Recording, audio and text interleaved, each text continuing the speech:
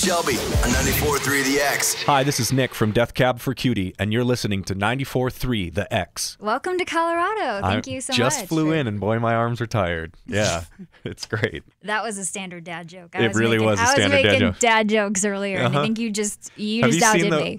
Those like competitions where people make dad jokes back and forth, and they try and crack each other up, and they score point? It's really funny. All right, so you're winning.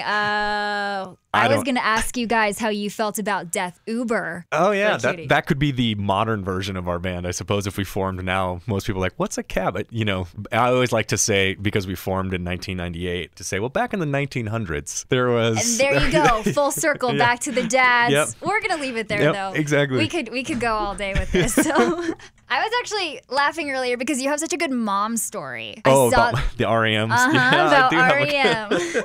I do have a good mom story. You know, you got to love your mom. And I do love my mom. I want to make that perfectly clear. I'm not trying to embarrass her by any stretch. But I tell you, she really got one over on me quite accidentally. When I was a kid, one of the first shows that I ever really got excited about going to was REM released a record, Green. That's actually throwing me way back into the 1900s. This was before the internet, so you had to go to physical locations to buy tickets. So my friends and I, we slept on the curb overnight and waited in this long line, and we, saved our money, and we got the best tickets we could afford, at that particular location. Because I was not of driving age at the time, my mom agreed to take me and my friend up to the show, which was great, and drop us off. And she and my little brother, who's 2 years younger than me, they were going to drive around Seattle while my friend Peter and I went to see REM. We go to the show, and we're super excited. We've got these like crazy nosebleed section seats because it's the only tickets we could get and afford at the time.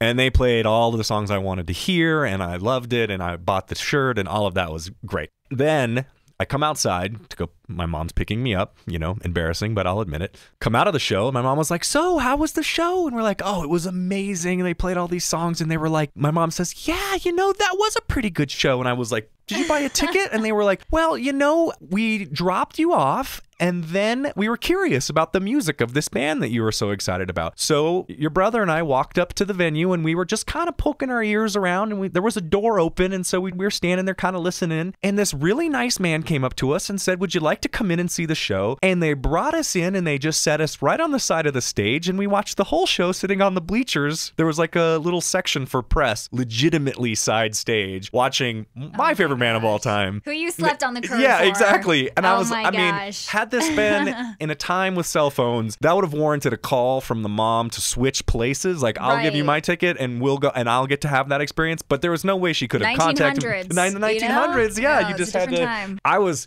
legitimately probably just jealous mostly, and still to this day extraordinarily envious. And my brother, for days after was like, oh, REM's my favorite band. Yeah, I sat on the side of the stage. I'm sure. I'm like,